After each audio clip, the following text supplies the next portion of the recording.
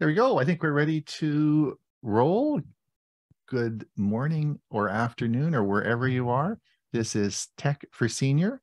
This is the 9th of October. It is Thanksgiving in Canada. So welcome. If you are Canadian, hopefully you've had your turkey and you're going to have it today, and you're having safe travels and a lot of fun. It's warming up for next month when it'll be Thanksgiving in the United States. So anyway, hopefully everyone's having a good time. We have Ray is back this week, which is just great. We'll be talking, I'm sure he'll be filling us in on his travels. And don't forget, the big news, of course, is on Tuesday and Wednesday. It is what? What is Tuesday? Prime Day. It's Prime Day again, right? So that's exactly right. And guess what we're going to talk about on Tech for Senior Live on Thursday? What stuff did you buy on Prime Day? So that's what our topic is on Thursday. But you need to tell us what we should buy now, so we know what we should buy. That's coming. You got to watch the show, Murray. That's coming. That's coming. So we're hopefully, yeah. So anyway, we're lots of exciting things this week. As I said, we have a great show for you today. We're going to talk about Bob is not here. He's having he's away, and so we're going to talk on 5 Social Security scams. I have a video that just published on purchase considerations for a Chromebook, and Bill's going to talk on 5 ways to run Windows software on a Mac. That's pretty cool. And Huey's going to be talking about Prime Day precautions. And then Ray, of course, has his music outro. You're happy he's back. I'm sorry, Ray, I couldn't do as good a job as you do, but I'm sure they're all tired of me. So welcome back. And we're going to talk on our premiere video today. We have Bill James is going to talk about Mac tips. I'm going to talk about how your watch actually takes your blood pressure. Not all watches do this, but the technology behind how that works. And then we're going to, and Huey's going to talk on compare quotes. If you get quotes from different things, he's going to talk about how to compare those quotes. And that's on our premiere video that'll occur at hour. There we have it. So I'm going to unspot myself here. And Huey, you got a good win, Sig. Yes, we had a nice crowd, about the same number as what we've got here today, actually a few more. And we had some really good discussions on OneDrive and how it works and the changes that are coming to OneDrive slowly, but some are there now and some are coming. We talked a lot about that because I had several articles about it. And then we talked about other things dealing with Windows as well. So we had a lot of really good discussions. Excellent. Bill James, 5 ways to run Windows on a Mac? Yes, I'm just continuing that series that I started, exploring similarities and shared features between Windows, between a PC and a Mac. So it's nothing original that I created. I borrowed it from another source, but I do use the remote desktop a lot. Mm-hmm. So I'm just going to tell you some of the things you can do if you own a Mac or you're considering owning a Mac and want to run some of your favorite Windows software. It should be great. We're looking forward to that. Everything's going well for you? Everything, you're happy with life? Oh, just fine. Having a great time. I can hardly wait to your gadget tomorrow. I don't know what you're. Same here. Oh, you haven't figured that out yet? I haven't figured it out yet. Okay. All right. And Ray, tell us how the 7,000-mile trip went. How long do I have? Right. It went great. This is my 3rd cross-country trip. And the only way you really can see America is by driving through it. Flying over is nice. You get there quicker. But there was so many. I had relatives I wanted to visit. Like all of us, when I'm getting older, I'm not sure if I could do this same kind of driving as much day after day for 4 weeks in the future. So, but I can do it now and cover a little bit more in my music, and I might even be showing some music related videos of our travel in future weeks. Excellent. Well, we're welcome to see you back. And then, of course, Chris and Jim are here. They're on the road.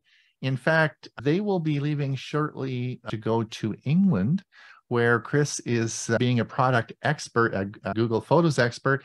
She gets to go to England and hobnob with all the famous Googlers. So when do you leave, Chris? Saturday. Oh, this Saturday. Oh, okay. Yeah. We're going to be an overnight flight. Get there on Sunday. The summit starts on Monday and goes for 4 days. And yeah, the best part is getting to see face to face the people who I talk to online all the time, my fellow experts, both in Google Photos and in all the other products. So I'm going to be learning new things myself about Google Maps and Google Calendar, as well as getting up to date on Google Photos. Lots of pictures forthcoming and maybe some more videos. This will be. Oh, yeah. You can have a shared Google Photos. A shared photo album. Yeah. Oh, yeah. That's right. Yeah. Put a link in there if anybody wants to go along with us. there you go. Maybe you could put the link in the chat, eh? Sure. And then we can follow you as you do your travels. Excellent. Well, we look forward to have a pint on us in London, and that'll be. And Michael be there. Michael Daniels will be there as well, and so that'll be fun. Yeah. Excellent. Yeah. All right. Well, anyway, great. Thanks a lot, and we look forward to following up on your travels. Where are you now, Jim, Chris? We're at the Jersey Shore, a place, Long Beach Island, and that's where I went to high school, across the bay. The bay is right behind us here. Out our back window. It's beautiful. We're right on we're bayfront. We're driveway camping. This is an old friend of Jim's. So yeah, but the office is out here. So he has a house. It's very nice and plenty of room, and it's great. Long Beach Island, Jersey, South Jersey Shore. Right. Look it up. Just north of Atlantic City. Excellent. I want to thank Anne-Marie this week. She was a generous contributor to our coffee fund. Just remind everybody that I know we do our big drive in January, but through the year, we still have a lot of bills to pay. And if you do have some extra cash sitting around, really is helpful when we get a donation. So thanks so much, Anne-Marie. I think we're ready to roll. We're going to start a little bit earlier because we have a really big shoe. Hewie, did you have any comments before we start? No, just the donations and so on. We really appreciate it. Mm-hmm. Okay, we are going to get going now. As I said, we do not have a security news update today, but I am going to play one of Bob's security videos for us.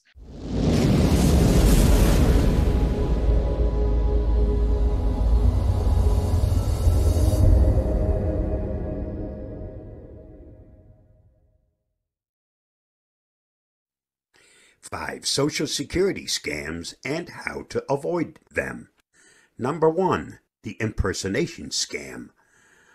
One of the most prevalent social security scams involves imposters posing as SSA officials. Scammers may reach out via phone, email, or even in person, claiming there is a problem with your social security benefits. They often use fear tactics to pressure you into providing sensitive personal information, like your social security number or bank account details. Here's how to avoid that scam.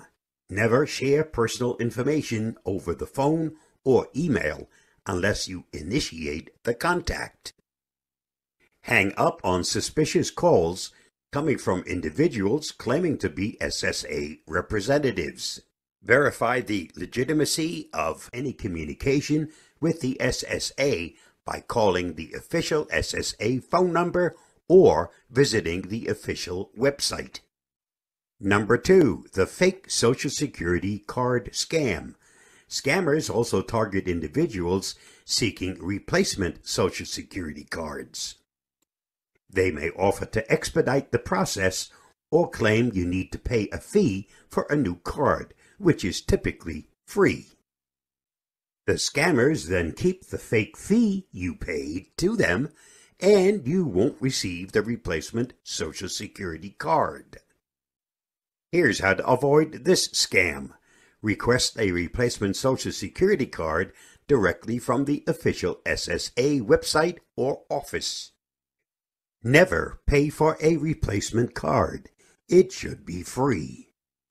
Be cautious of any online services claiming to provide a card for a fee. Number 3, the threat of benefits suspension scam. In this scam, fraudsters claim that your Social Security benefits will be suspended due to criminal activity or a problem with your account. They may demand immediate payment or personal information to resolve the issue. Here is how to avoid this scam. Understand that the Social Security Administration will not threaten to suspend your benefits without prior communication. Verify any claims of benefit suspension by contacting the SSA directly. Report any suspicious calls or messages to the Federal Trade Commission and the SSA. Number 4, the investment opportunity scam. Scammers sometimes present enticing investment opportunities, claiming they can boost your Social Security benefits or provide you with additional income. These schemes often require upfront fees or involve fraudulent investments. And here's how to avoid this scam.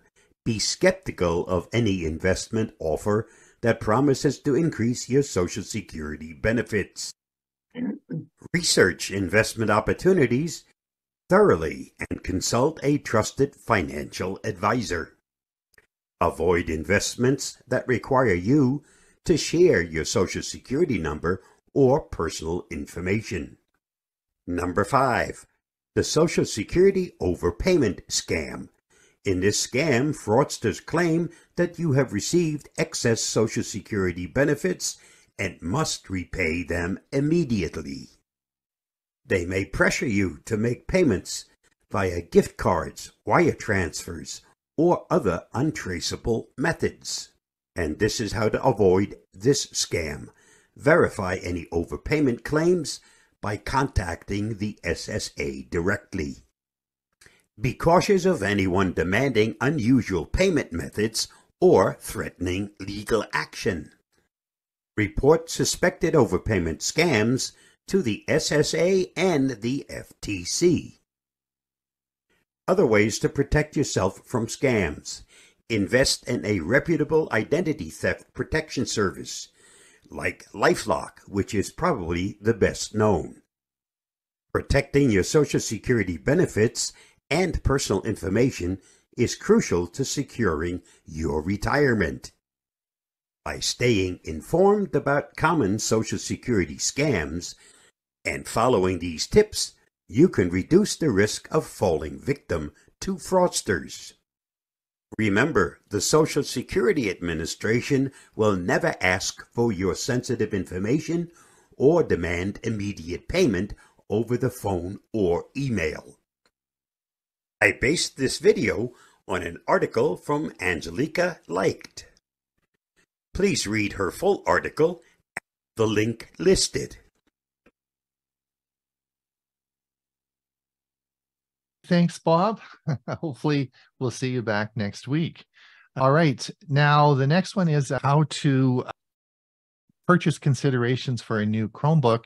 This is the second in 3 parts. Not 3 parts. This is the second in 3 videos I'm going to make. I've already made purchase considerations for a new PC.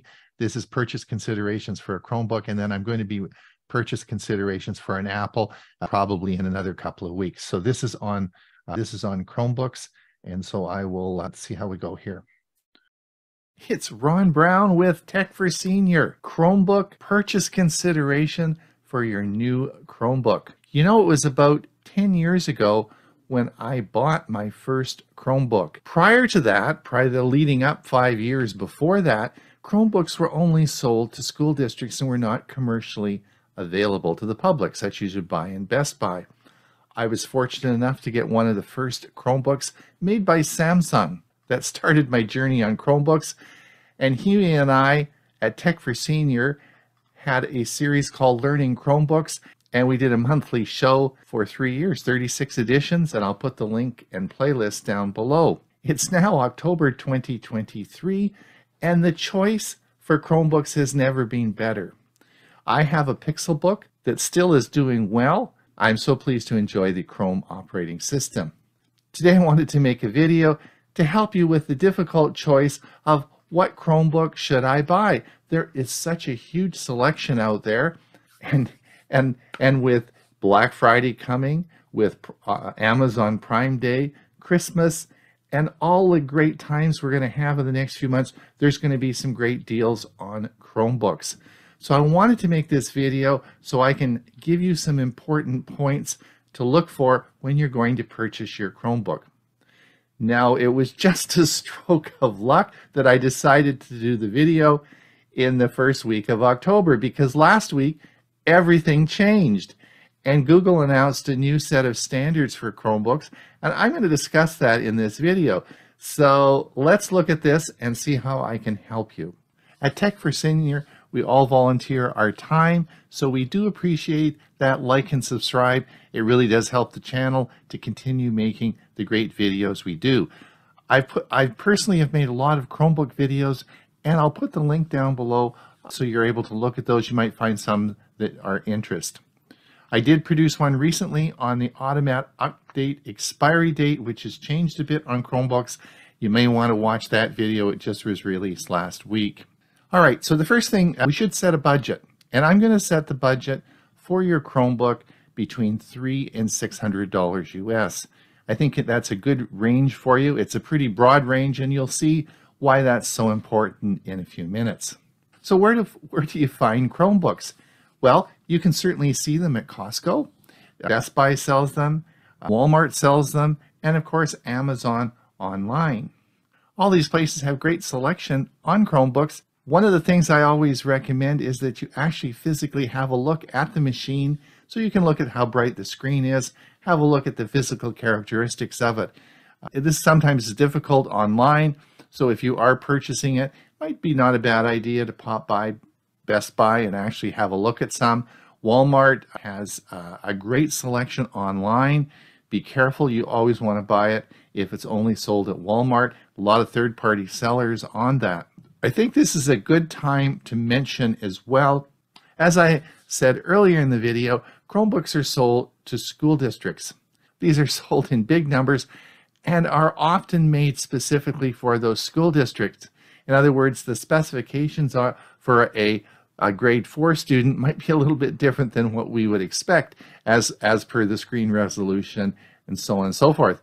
So you have to be very careful, because what happens with these Chromebooks in school districts is they're usually leased, and the lease companies take them back after 3 or 4 years, refurbish them, and you often find these online, particularly on Amazon. And these are really not great machines because they're often, the screen resolution's lower. The automatic update expiry date usually is chewed up by 3 or 4 years, so it limits the functionality of these machines. So please be careful if you're looking at a Chromebook to purchase it online and it says it's refurbished.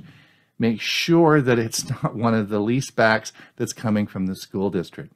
The first thing you need to do when you are purchasing a Chromebook is to decide what you're going to use it for. Now, Chromebooks are made in 2 different ways. Most people will buy a Chromebook as a laptop, and that's great. It's going to sit on your desk. But if you never move it, if it's going to sit there and just never move from your desk, do you really need a mobile laptop? That is why we also have Chrome boxes. Now, the Chrome box is the same concept. is in a Windows PC like a ℚ, we've talked about those before, or the Apple Mini. So we have a Chrome box. Now the advantage of a Chrome box is, and you'll see this in the diagram here, is that these are very small. These can be configured to any size you want with any processors. And the other thing is, some of them even have no moving parts. They're fit in the palm of your hand, and you can simply travel around with these, and all you have to do is plug in a keyboard, a screen, whatever you want. It works just by plugging it in, and you've got your computer. If you have your favorite keyboard around, plug it in. So these are very small and work well. So if you don't need the battery and you don't need a laptop, think about a Chromebox. The biggest selection of Chromeboxes, of course, is on Amazon. Now, the next thing you need to consider on your Chromebook is the screen. And this is by far what we're going to spend a lot of time today talking about. The screen is so important. And the first is what you need to do is consider size. Now, let's assume about 95% of you will be buying a laptop, a Chromebook laptop. And so the sizes of the laptops, screens will range anything from really tiny to 8 inches to probably up to about 17 inches, with the most common size being 14 or 15 inches. Now, my advice is to stay away from the 17-inch Chromebooks. There are some Chromebooks that are quite big. They do have large screens, but they're almost luggable. I think they're too big. And you see these, there's actually one at Costco now for sale. I think that you should consider probably a 14 or 15 inch. Now, remember, you can plug any size of monitor into a Chromebook. Now, I've always talked about this with seniors, particularly size matters, and the bigger, the better. If you've had problems with your eyes, you have problems with vision, you can plug any size of monitor into a Chromebook. So don't worry about buying a bigger screen on your laptop, because you can plug a 42-inch monitor into it, and you don't have to worry about it, and you don't have to buy a great big machine to get that larger screen. Now let's talk about the resolution of your screen. I think an HD screen is perfectly adequate. I don't think you should go and spend a whole bunch of money. There are some Chromebooks out there that have 4K screens. I think that by and large, that's just a waste of money. You're only going to be looking at a 14-inch screen. HD will be more than adequate for you. Now, the next consideration on the screen is so important, and that's a touch screen. So the first thing is that, do you need a touch screen on your Chromebook? Well, we'll talk about that in a second. The other thing you consider is flipping it. Now, as you know, in this diagram, you'll see a Chromebook can flip onto itself, and we call these either flips or 360 models. There's a lot of terminology you'll see, but that's where the Chromebook can turn over on top of itself and become a tablet. Now, you're going to say, well, why would I want to do that? Well, one of the advantages of your Chromebook is when you get your new Chromebook and you open it up and turn it on, you're going to find a little button in there called the Play Store. Yes, you've heard of that from your phone. Yes, your cellular phone. All those great apps that you use on your cellular phone are all going to be available to run on your Chromebook. And you're going to get them at the same place. You're going to go to the Play Store and you can download and run all your favorite apps on your Chromebook. I'm always amazed when I watch people and how proficient they are at the thumb thing. And you see little thumbs flying like crazy and people running all these apps on their phones. It's really amazing how people have adapted to the touchy-feely things on phones. So let's think about this for a second. If you're going to use those apps and you're going to use them on a Chromebook, do you want to use them with a keyboard? It's so important to consider that, because you'll be much happier if when you open the screen up and turn it over and it's in tablet mode and you can continue using it like a big phone, right? You don't have to spend $2,000 or $3,000 on a foldable phone. You've got a great screen now that you can use to take notes or however you're going to do. and it works and with the touchy-feely thing because it's a touch screen. So I think it is so important, depending on the type of application you're going to use your Chromebook for. If you think that's something you're going to do, for sure you want to get a touch screen, but if you do get a touch screen, you need to get it so it flips and it opens up onto itself and then into a tablet mode. So that's really important, and I think a big purchase consideration of your device. How much RAM should you get in your new Chromebook? For those of you who are using your Chromebook for special situations, such as if you are a gamer, or suppose you're a very heavy user and maybe even using your Chromebook for some video editing, or even maybe running Linux. Well, if you have specific applications that you want to run, you know what the specifications are. For all the other people that are going to purchase a Chromebook, you're probably going to have either 4 gigabits or 8 gigabits of RAM. Now remember that the Chrome operating system is just an itty-bitty little operating system. In fact, there's 2 copies on your Chromebook. There's a primary copy and a secondary copy, and it's always the secondary copy that gets updated, so you never get bothered. So unlike Windows, RAM is really not that important. The engineers that design these Chromebooks really figure that out. Now, I would encourage you to look at reviews on Chromebooks before you buy them. And Chrome Unboxed, and I'll put the link down below, is an excellent website that does reviews of Chromebooks, and Robbie Payne reviews most of the new Chromebooks that come out. And you want to look at some reviews, and you'll find that a lot of times they're only 4 gigabits of RAM, and it's a great machine. So you don't have to be concerned like you are in Windows.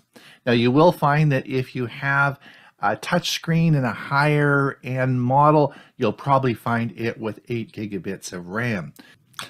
So how big a hard drive should you get in your Chromebook? Well, it's important for you to know that Chromebooks, since their very inception, have only had solid-state drives. There's no such thing as a spinning drive in a Chromebook. So you don't have to worry about that. They're all fast hard drives.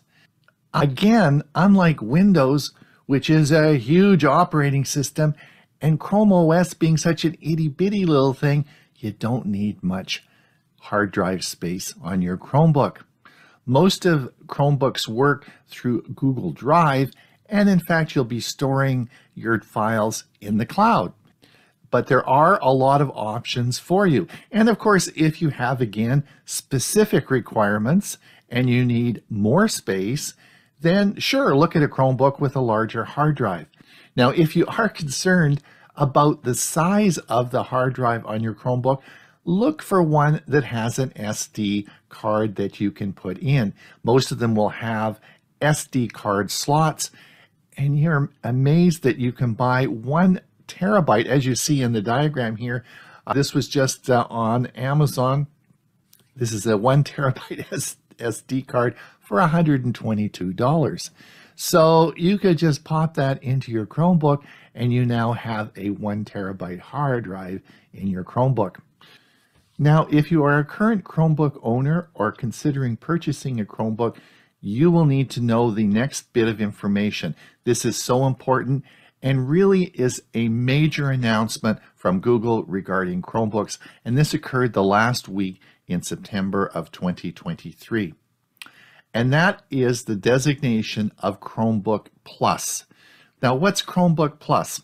As you can see behind me, all the manufacturers got together with Google and decided to create a minimum standard that they could label Chromebook Plus as that standard. Now, you probably, if you come from the PC world, you've probably heard of i3, i5, i7, and i9. Those are Intel designations for sort of how fast machines go. Chromebooks, since their popularity now, there are so many makes and models and processors, it's hard for you really to compare one to the other. So Google decided to come up with a standard. And in order to get the Chromebook Plus designation, you have to have the standards that I'm going to discuss in a minute. Now, if you do have a current Chromebook and they do meet the Chromebook Plus standard, then they will be designated as Chromebook Plus. So it'll be easy when you go to the store and you're looking and you think, yeah, that's exactly what I need. And you can look across all models and just pick out the Chromebook Plus, because it will have the following standards. And I'll tell you that in just a second. There's also something that Google has said they're going to do. I'm not sure I'm not sure how it's going to work, but they're going to be releasing some added software to run in the Chrome OS for Chromebook Pluses. And I'm just more to come on that in the future. But this is so important because I'm sure right now before Black Friday, the manufacturers are furiously relabeling all their packages and Chromebooks so that they can get this Chromebook Plus designation. So to get the Chromebook Plus designation, you'll have to have a 12th generation Intel Core i3 or a Ryzen 7 CPU. You'll need 8 gigabits of memory. You'll need 128 gigabits of local SSD storage. You'll need a 920 by 1080 IPS display, and you'll need a 1080p webcam with temporal noise reduction. Those are the features that you must have in a Chromebook before it will get a Chromebook Plus designation. Now, this designation will come on the box and be labeled so you'll easily be able to see it.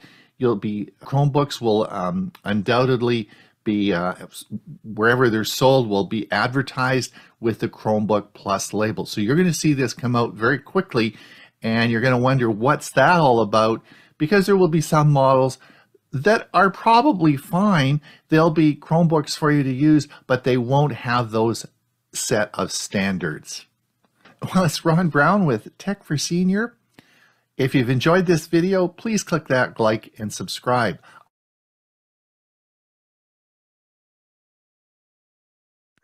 All right, and I'm already seeing Chromebook Plus ads on TV now, so it's already happening.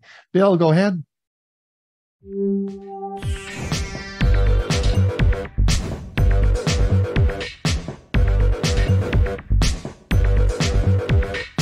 All right, good morning, all. Let me share my screen here. I've been working on a series which I've been calling How We Can Use a Mac with Windows. And so today we're going to talk about 5 ways to run Windows software on a Mac. So you don't really need a PC to use Windows software on a Mac.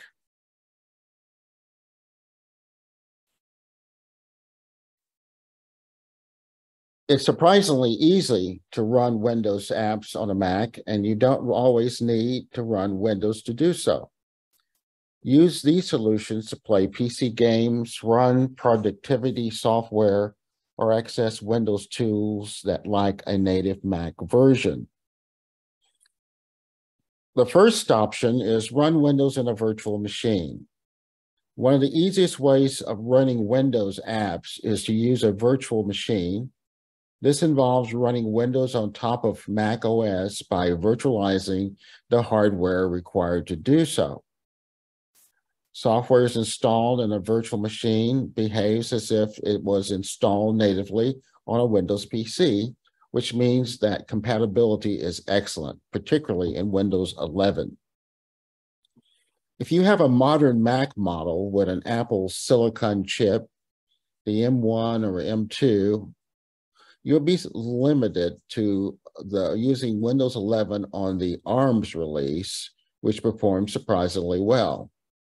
This ARM version of Windows has the compatibility with 64 apps written for the standard x86 version of Windows, which means that Windows 11 on ARM can run almost any app you throw at it without experiencing much of a performance penalty.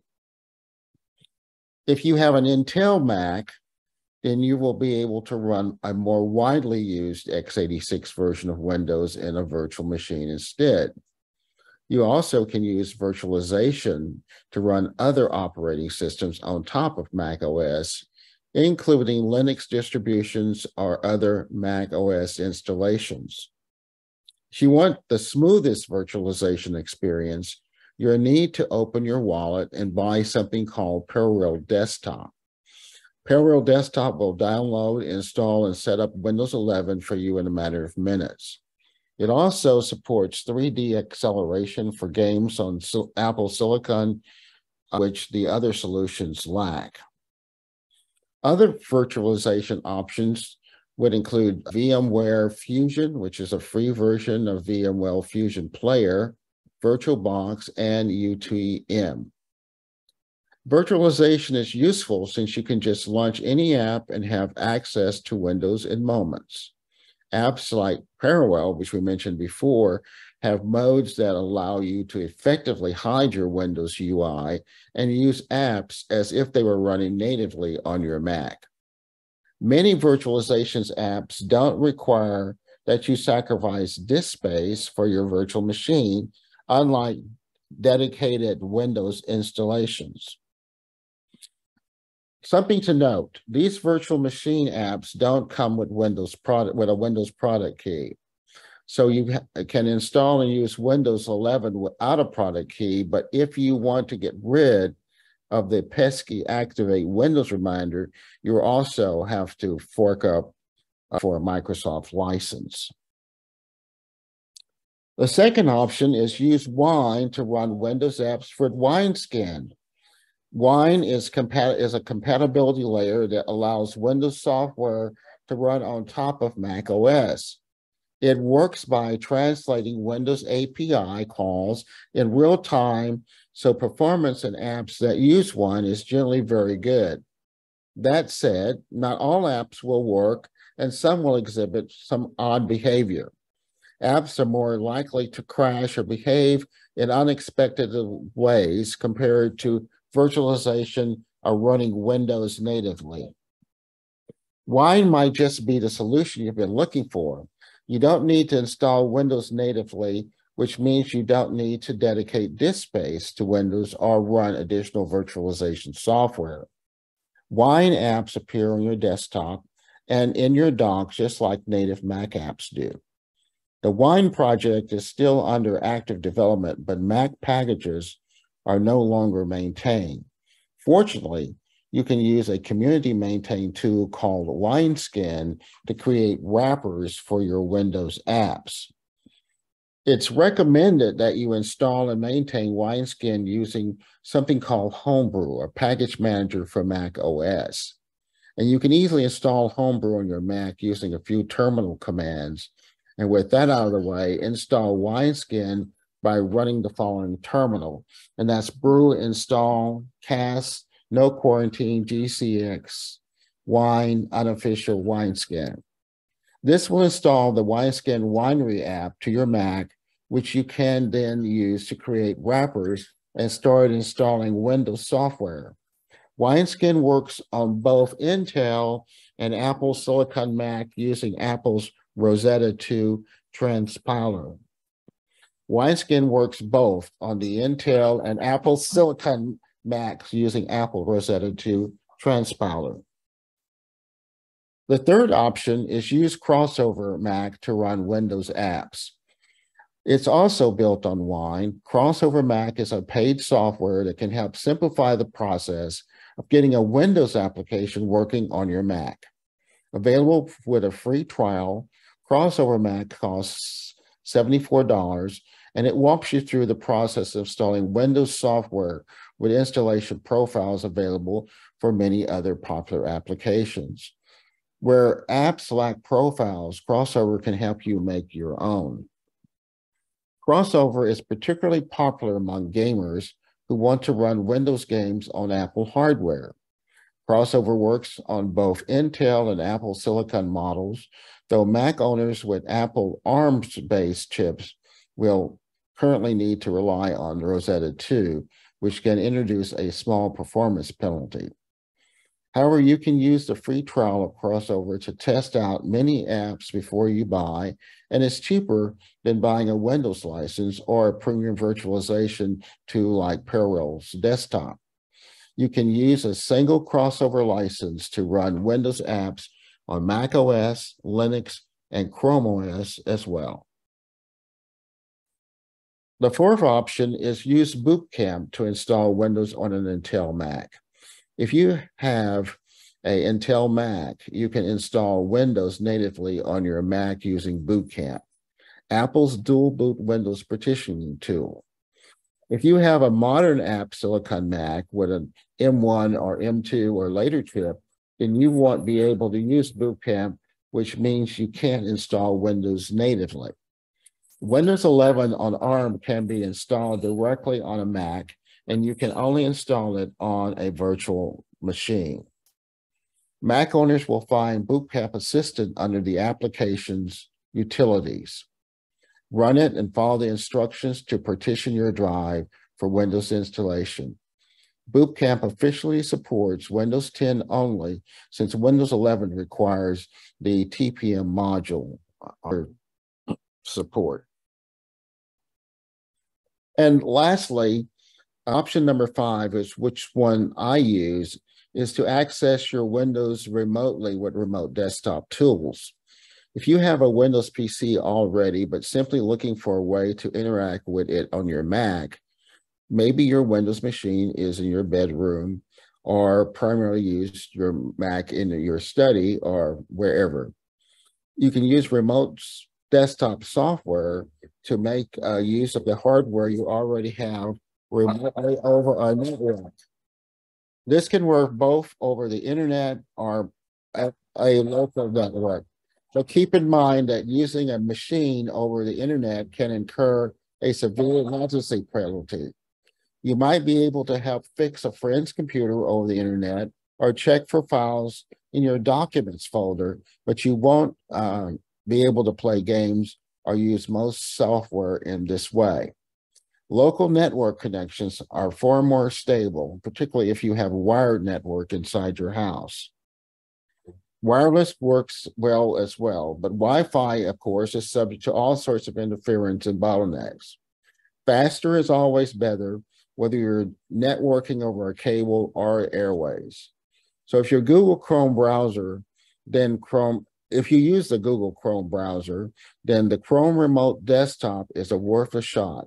It's completely free that uses Google. Accounts for the remote access using a browser extension. DW Service is another free solution that provides access to your computer via a web page. Other free remote access tools include AnyDesk and Tiger VNC. So in conclusion, if none of the solutions above appeal to you, it might be worth putting in some time to hunt for a suitable Mac alternative that runs natively. You can use websites like Alternative to, ask on message boards like Apple Support Community or the Mac apps, or simply scour the web for your favorite search engine. Excuse me. So the references and acknowledgments to this presentation is How To Geeks, and the article was written by Tim Brooks, who's a freelance writer, and also Chris Hoffman. 5 ways to run Windows software on a Mac. I'm Bill James. Thanks, Bill. I know there'll be lots of questions. We'll deal with those in the Q&A, okay? Very fine. Hewie, take it away. Prime Day precautions. I'm Hewie Poplock. Amazon's Prime Big Deals Days event is a great opportunity to pick up bargains, but it's also a prime day for scammers to profit from scams. Thieves come out of the woodwork to capitalize on big online shopping events like this. So before you dive into all of the deals, you should take some extra precautions to avoid getting duped. Here are some tips to help you stay safe while shopping on Amazon. Phishing scams proliferate when Amazon has one of its Deal Days events. While Amazon is advertising deals, fake sites do the same, and they look very similar to legitimate ones. Links to them can come from emails and be found in search results. So instead of clicking on any link you may encounter, a good practice is to type Amazon.com directly into your browser or use the official Amazon app and search there to find the deal. Lots of people will sign up for Amazon Prime memberships just to be able to take advantage of Prime Big Deals Days deals. Part of the sign-up process is setting up a form of payment, and such valuable information in play, scammers have devised all manner of clever ways to trick you into sharing it. For this reason, you should sign up for an Amazon Prime account only by typing Amazon.com directly into your browser and then creating a new account or signing into an existing one. Find the Prime button in your account section. After your order, you'll be eager to receive your packages, but if you get an email or a text about an item with a delivery problem, do not click on it. This is a very common phishing scam that can look like it legitimately comes from the U.S. Postal Service, UPS, Amazon, or some other shipper. To see the status of your order, go directly to Amazon.com or the Amazon app and go into your account and then click on your orders. There you'll have all of the info you need, including links to tracking for anything that is shipped. Fake reviews are everywhere on Amazon. Be suspicious of short, generalized comments, whether positive or negative, particularly any that are excessively complimentary. You can use tools as the browser extension FakeSpot and the site ReviewMeta to help you evaluate reviews. When you're purchasing electronics, the best way to judge whether a product is worth buying is to look for an external review on a reliable site. One of the most common scams is an email or a phone call that purports to be from Amazon telling you that your membership has expired or been canceled.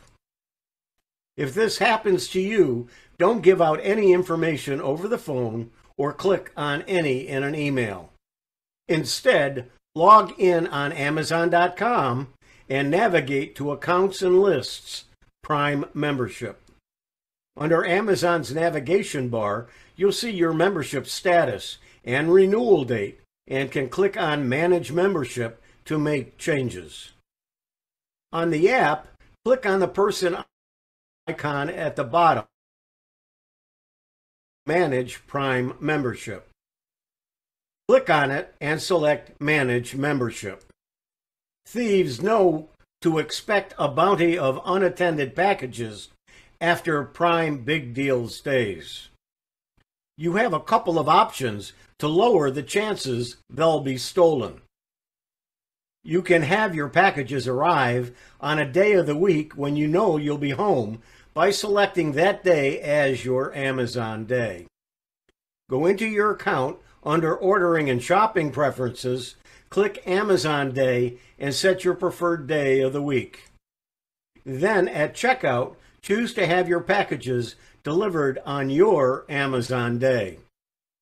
You can also have your packages shipped to an Amazon hub locker or counter nearby where you can pick up your packages. Locker is a secure self-service container that is typically located in a supermarket, convenience store, or bank. A counter is a counter at a retail location, such as a convenience store or pharmacy. When you check out, go to the shipping address, choose your pickup locations, and then tap on a Find Pickup Location near you. Search for local pickup locations at Amazon.com/ULP. You'll be able to select a locker or counter that's nearby. In summary, to stay safe while shopping on Amazon during Prime Big Deal days, you should be cautious of phishing scams. Sign up for Amazon Prime carefully. Be careful after you've purchased your goods. Be aware that reviews are not always reliable. Be cautious of membership scams and protect your packages. Have a safe and happy Prime Day. I'm Hewie Poplock. There you go. Yeah, well, good advice, because tomorrow it starts. All right, Ray, welcome back. Glad to be here. There you go. Take it away. Oh, before you do that, I should just remind people over on our YouTube feed that we have to leave. If you want to pop over and participate in the Q&A, we still have lots of room here in our Zoom meeting. Otherwise, we'll see you again in another week. All right, Ray, do you remember how to do this? I'm not sure. I don't go too far, Ron. I may need your help. Okay. Here we go.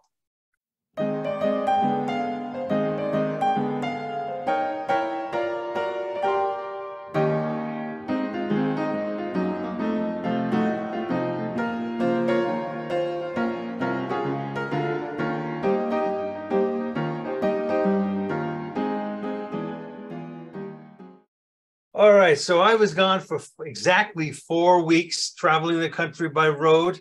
I must say that I don't think I'll ever fly again. I did a lot of flying for business back in the 1970s and onward, and it's not fun anymore. The long lines, etc. And the best way to see North America, I think, is by car, driving through the countryside. So when doing that, I came up and thought, today I think I'm going to feature Hank Snow, an American country music legend who's actually from Canada. Hank Snow was born as Clarence Eugene Snow, May 9th, 1914, in Brooklyn. No, not Brooklyn, New York, in Brooklyn, Nova Scotia, Canada. Was a legendary country music singer and songwriter whose career spanned several decades. He's often remembered as one of the pioneers of country music, leaving an indelible mark on the genre through his unique voice, storytelling abilities, and numerous hit songs. Hank Snow's journey into the world of music began at a young age. Inspired by his mother, who played the guitar and taught him basic chords, Snow's passion for music continued to grow, and by the age of 12, he had already composed his first song. His early influences included country and folk music, and he was particularly drawn to the works of artists like Jimmie Rodgers and Roy Acuff. Now, at the age of 19, Hank Snow decided to pursue a career in music full-time, leaving his job as a laborer in Nova Scotia. He embarked on a journey that would take him from Canada to the United States, where he hoped to make a name for himself in the country music scene. His breakthrough came in 1950 with the release of his hit song, I'm Moving On. The song not only topped the country charts, but also crossed over to the pop charts, making Hank Snow a household name. This marked the beginning of his meteoric rise to fame. Now, throughout the 1950s and 1960s, Snow continued to produce a string of successful singles, many of which became classics in the country music canon. Hits like The Golden Rocket, I've Been Everywhere, and Hello Love solidified his status as a prominent figure in this genre. He was known for his distinctive tenor voice and his ability to convey heartfelt emotions through his songs. Hank Snow passed away on December 20th, 1999, but his career left an indelible mark on the world of country music. He amassed numerous accolades, including multiple Grammy nominations and inductions into the Country Music Hall of Fame. His songs continue to be covered by contemporary artists, and his influence can be heard in the music of countless country musicians who followed in his footsteps. And thanks to OpenAI for providing.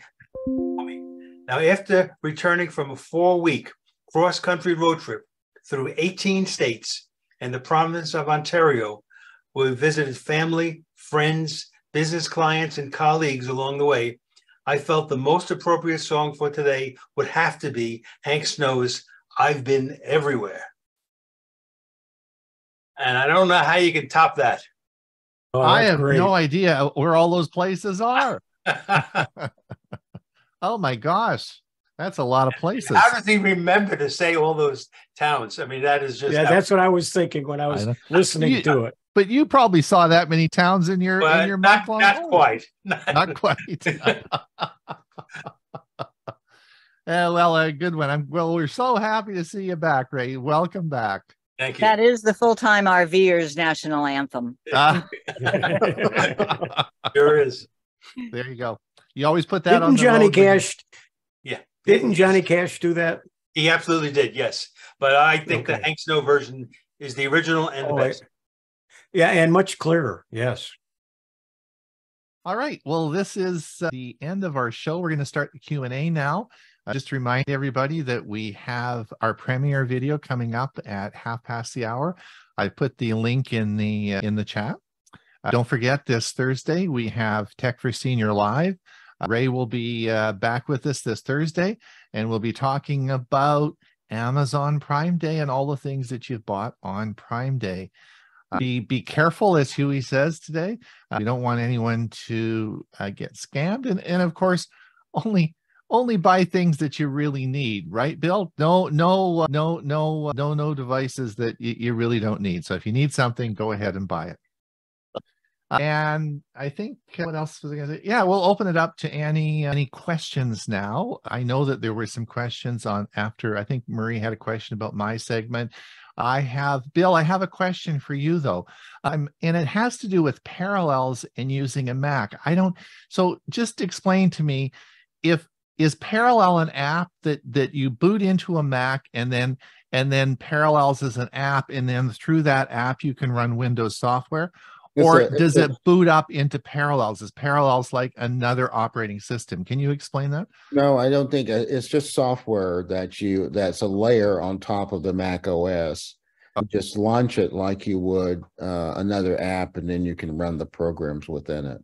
Oh, and so then you could also switch into the Mac operating system, run your Mac as well, and flip back and forth. Yeah, that sounds cool. You would boot up into the Mac and run Parallels as an app, as a Mac app. Right, and but then you could also Windows have with a license. Right.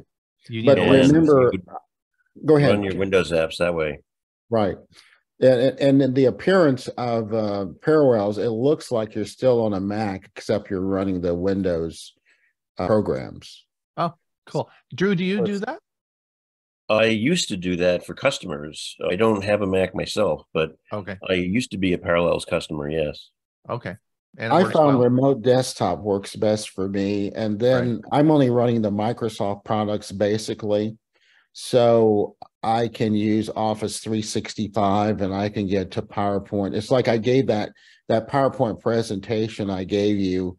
I was using the Mac, but I was using PowerPoint. That's an application that I have installed on the machine, but it was actually running off of OneDrive. Oh, okay.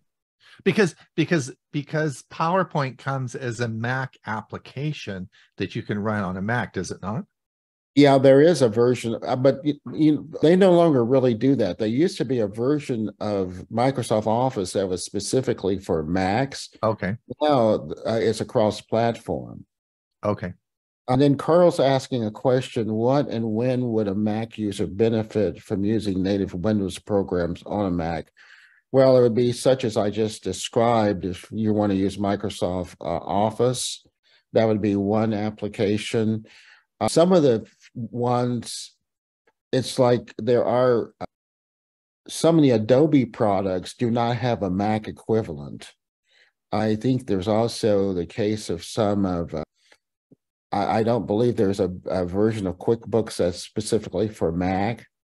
So applications like those is when you would want to run them on your Mac. Thanks, Bill. Murray, go ahead. Okay, I have a question for you, Ron, first, and that is, let me turn off my amp. That is when you were talking about Chromebooks, Chromebook Plus.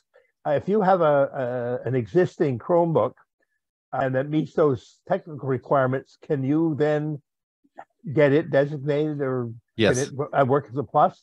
Yes. So I just have to look at my Chromebook and see if I know that some of the stuff I've made it. I'm not sure how big I assume when you're talking about the size of the SSD, that's the SSD card that you've got plugged into it. Is that right? No, that would be the one that came. It's not what it's capable of. It would be if it had a 128 SSD card when you bought it, then that would be included in that. There is a website, and and I can give that to you, Murray, that lists a number of pre-existing Chromebooks that are already accepted into the Chromebook Plus category. Okay. So they're going through all the Chromebooks now and designating ones that are Chromebook Plus. Now, why do that, and why why even be interested in that if you already have a Chromebook? Well, the only reason is that, as I said in the video, there's something else coming down the road with Chromebook Pluses, and there's going to be some other added benefit that they're going to add in either the software, the OS, I think it's the OS software that's going to have it, that will only work on Chromebook Pluses. And I don't know what that is yet, but I think that's where we're going with this. Okay, then the other question I have, since you were talking about PowerPoint and Adobe products, one of the things that I've noticed is with Adobe Acrobat Reader, it's really changed and mucked up as far as I'm concerned. Has everybody else noticed the same thing? For example, if I open a PDF document, if there's an attachment, a PDF document, it'll open in the browser, but I can't download it. The only way I've been able to save it is by printing it to a PDF file. It just isn't behaving the way it used to. I'm not sure when that changed, but it's over the last few months at the earliest. Does anybody else notice those changes and how to deal with them? Yeah, I use a different PDF browser. Don't use Adobe. Use something else. Do you have a recommended one? Foxit used to be pretty good. Okay, Hewie. Yeah, Ron, it basically has to do with your presentation. Most of what you said fits buying any computer, not just the Chromebook. So it is a really good presentation. The biggest difference is that when you buy a PC, for instance, you're going to have a bigger storage space than you would on a Chromebook. But for the most part, all the things that you're looking at, and you can buy PCs that fold back and turn into a tablet as well. So it is, and I did, it's really interesting. Just to give you my example, I did have a laptop that was Windows 10 that you fold back and use. But using Windows in tablet mode is creepy. It's weird. It's really weird. I mean, I don't know anybody. You're not used to it. Yeah. Well, maybe I'm not used to it, but I don't know anybody that uses Windows in tablet mode. It is really weird. And so I don't know if anyone really wants to do that. But I think in the Android world, particularly if you have a phone and you're taking notes at school or you're doing notes at university and you got your thumbs going and you're doing it all on phones, which most people do now, then a Chromebook is such a cool idea, because you can take a 14-inch Chromebook, you flip it over onto itself, and now you've got the same thing, but you've got a 14-inch screen, right? But yeah, and if you're going to use it in tablet mode, one of the things you want to do is find and hold it in your hand before you buy one, and that's to check to see how heavy they are, because some of the Chromebooks, even the 14-inch ones, are fairly heavy and thick, and it makes it difficult to use as a tablet. Where if you buy one of the thinner, lighter ones at 14-inch, it'll be better to use as a tablet. Detlef, go ahead. Yeah, I've got a question actually about the way that they're advertising it. The Chromebook Plus, they'll say with up to i3 12th generation or up to 12th generation i7. I was looking at Asus Chromebook Plus, and there's one that's called a 414, which is a 14-inch screen. And then there was one called a 515, which is a 15.6-inch screen. And I thought, well, I want to have a larger screen. My eyes aren't that good. But then also it said they're up to i5. So I'm wondering whether they have 5 or 10 different models of this 515 with different innards. They do. Yes, they do. And that will be coming out, and that'll be... And so, but the minimum standard to be Chromebook Plus is what I listed. So it must have at least 128 SSD in. And the thing that's weird that I don't like about the standard is the IPS screen. Like you could have a pretty good Chromebook, but there's a lot of people that don't need a touch screen or need it to flip, right? It's if you have that application, it's great. But if you don't, then why pay for that more expensive screen, right? I was thinking about, getting or looking at the 515 because I like the screen size. Am I now going to have to go in and see, okay, if I want a touch screen, I got to pay more. If I want some other things, do I have to pay more? And, it's kind of a way to get in there with a minimum. And the prices on all of these, incidentally, were $399. Okay. The other thing on the prices, this will kill you. Looked at it on Amazon DE, and they're selling those things for between 800 and up. Well, this will be and this $399 in the States. Yeah.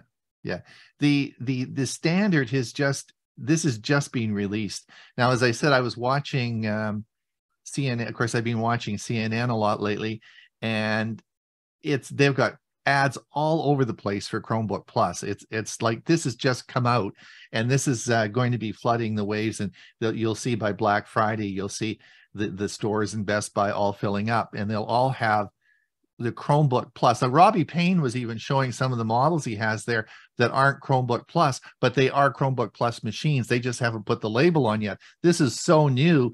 They've got to take, and stick these labels on everything now. So it's coming, but it's going to take a bit of time. I think it will be good because I think people will be able to go and they'll just be able to go into Best Buy and say, okay, I sort of know what I want, and you'll easily be able to compare them, right? It's like, you go in and you want a PC, you say, maybe I want an i5. Well, then you sort of look at all those that are sort of that. It'll give you sort of a category. Yeah. Jim, go ahead. Two things. I have a Chromebook. The first one I bought did not have a touch screen. And as soon as I started using it, I immediately disliked it. So everything I bought since then, including my PC notebook, all have touchscreens because using them and using the phone constantly, it's just almost instinctual now to reach forward and use that touchscreen on it. Even though I'm using a 32-inch monitor, sometimes I reach for the monitor instead of the notebook. I know, yeah. It's particularly if you're using them, you're on the phone all the time. That's why I said, I've tried so hard to find that thumb video. I was so proud when I found it, that guy using his thumbs like crazy. So there are people that do that. They really, really are a touchy-feely type app, right? Yeah. One more thing regarding the PDF stuff, you might try LibreOffice Draw. You can actually pull in a PDF file or make a PDF file and edit it and save it either to your printer or as a PDF file. And it's free and it works pretty good. I just went through an experiment because I really needed to work on a PDF file. And I tried the free Adobe and all of the other so-called free ones, and LibreOffice seemed to work the best. And it's LibreOffice Draw. That's the one that works with the PDFs, not the right one. The one for document writing. Draw is the one to use. Okay, thanks, Jim. Neil, go ahead. Okay, unmute. Hey, thanks for that information, by the way, Jim. I've been looking for just that thing. And I want to say thank you for your Chromebook stuff. I went online to find out the one that I bought here recently because of your recommendation is one that it says on October the 17th, the following device will be updated. And that was the Asus Flip 3401. Thank you. Okay, well, well, thanks a lot. Okay, great. And Bill, did you have a comment or question? Yeah, I was interested in the display description. I've never heard of that particular display, and I'm trying to find if my Chromebook meets all the specifications except possibly the display. Yeah, it needs to be a touch. It needs to be a touch screen, an IPS. Is that what that means when it says IPS? It needs to be touch. Oh, well, mine's touch, but I never heard that term applied to a touch screen. Yeah. So if it's a touch screen, meets all those requirements, then it will be it'll be designated as a Chromebook Plus. I'll put the link. I don't have it right in front of me, but there is a web page where Google has done a whole bunch of these, and they've already categorized them. It will be coming, and I think what's going to happen is you'll get a notification saying it's now a Chromebook Plus or something like that. I'm not quite sure where we're going with this, as I said, but it will happen. Okay, well, if that term means touchscreen, then I have my Chromebook meets all those specs. Yeah, it should be. And it doesn't have to flip. It just says it has to be an IPS, which is touchscreen. So anyway. I'm just reading IPS panel. This is a screen technology for liquid crystal displays, LCDs, that uses a layer of liquid crystal sandwiched between two glass surfaces to produce a wide viewing angle and true color depth. I think, do we have the list here? Yes, thank you. Someone put in the chat all the list of the Chrome devices. At least a lot of them are there, so you can have a look at that. And there's more coming. Murray, did you have another question? Yes, I did. First of all, I have my Chromebook. I guess it doesn't have a touch screen. And what I find intriguing is that for some reason with a Chromebook, I feel like I want to be using a touch screen.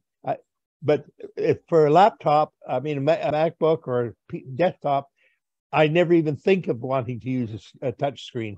But the one thing I don't like about my Chromebook, I don't know if they're all the same, is those special keys that are just inside the keyboard from the shift key, because I'm a touch typist. So when I go to type a Z for you US people or Z for us in Canada, instead I'm typing one of those little weird keys. That's a real nuisance for me. But anyway, I guess mine won't fit. But then for $70 US, I can't complain. Well, just to let you know that I have done a video on that, but you can remap those keys. It's very easy to remap the keys on your Chromebook for that exact reason that you've mentioned. The problem is if you remap those keys and then you go and use some of the programs, some of the Chromebook programs or apps, it's the wrong keys. So yeah, it depends on what you want, but you can remap those keys and choose whatever you want. But I wouldn't recommend that. I tried it. They'd still be the wrong. They still wouldn't. You wouldn't want to remap them so that there were letter keys, I don't think, and like an A or an S or something like that. And so if you map them something else, you're still going to be hitting them wrong keys all the time. Probably. That's exactly the problem. That's right. Now you can also plug another keyboard in. Don't forget, you can also take an existing keyboard and plug it in as well. Yeah, I know, but then I don't have much real estate. I have the situation where I have to share my keyboard among three computers. And my monitor would be between three computers because I don't have enough real estate for monitors for them all or keyboards for them all. Right. Bill, go ahead.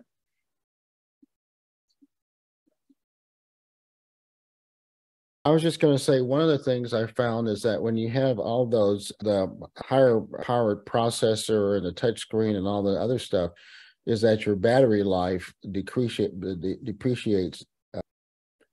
You won't get, the 10 or 11 or 12-hour battery life that you had previously. It's going to drop down to 3 or 4 hours. On my Pixelbook, I really haven't had a problem with that. As long, you just have to be, that's part of why I don't recommend a 4K display, because you're using all that power to fire up all those pixels. And, you're right, your battery life goes down. Because the operating system's so small, now my Pixelbook's getting old now, but I mean, before when it was a newer one and it's flip, foldable, touch, the whole thing, I got 2 or 3 days off it. It was no problem at all. All right, Hewie, should we call it a day? Any more questions or what? Yeah, I think so. We got the premiere coming up in about 10 minutes. We got Thursday. And then, of course, the next 2 days, Tuesday and Wednesday, will be Prime days. So you'll be busy checking out things you want to buy. And so we've got a full week ahead of us. I think it's going to be busy. Just let everyone know that video, a Chromebook video, is already posted. It is on our site. So if you want to use it for your clubs or use it for training or anything like that, you're most welcome to do that. It's already posted. Carl, did you have a quick question before we go? Yeah, it's a Word document question. When I copy chat, all the comments are double spaced between each comment. How do I do a global select and make them single spaces instead of double lines? Nobody knows. I don't think anyone knows. Sure off the top of my head. There is a way you can select format, line spacing. You can try that. You can try paragraph spacing, or you can do find and research and search for 2 double lines. Replace them all with single, depending on what it is exactly on there. But all of those are the tricks that I use all the time. But did you save the chat by doing the 3 buttons at the bottom and saving the chat? That produces a better result than copying and pasting. All right, thank you. Mary, did you have a comment before we go? Yes, I use the, I always copy them also. And I then go back and edit them, but it does automatically put in that extra space. So there's no way to, if you set single space, it's going to do the same thing. So I go back and I just delete those extra spaces. It's not that big a deal. Thank you, Mary. That's what I've been doing. I thought maybe there was a shorter way, but yeah, I wish I could find a better way to do that too. But I noticed when I copied these last ones, they didn't come up. All of them didn't come up with that extra space in it. So if you do that, find and replace for 2 double line feeds or new lines, and replace it with a single one, that'll do it. And you'd replace everywhere. Ah, that's a great idea. Yeah, do a find and replace on for that extra character, and then just put the single. Yeah. You're right. That would work out great. Thank you. Try saving it with the 3 dots as opposed to copy and pasting. Yeah, for sure. That's way better. Okay, Bill, I think you've just got your hand up. Did you have any final comments, or you just have your hand up? I think Bill may have left his hand up by accident. Okay. All right. Well, we'll see everyone next week, and have a great. Don't forget to buy something on Amazon, and we'll see you again. Maybe this Thursday for our Tech for Senior Live. Come by and bye everybody. Bye everyone. Bye bye.